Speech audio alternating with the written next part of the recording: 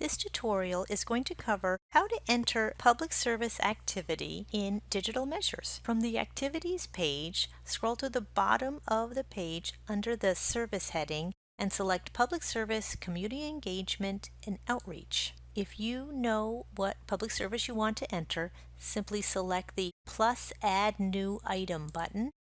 You'll be presented with a page where you will have several options to complete your public service. Some of the fields will have drop-down menus, which will make it easier for you. You can simply click on the empty field and select whatever position best describes your role in public service. You'll just go ahead and type in each field and provide a brief description of your public service. A very important piece of information to include on this page is the start date and end date. Once you have completed all this information, you'll hit save and take a look at your information.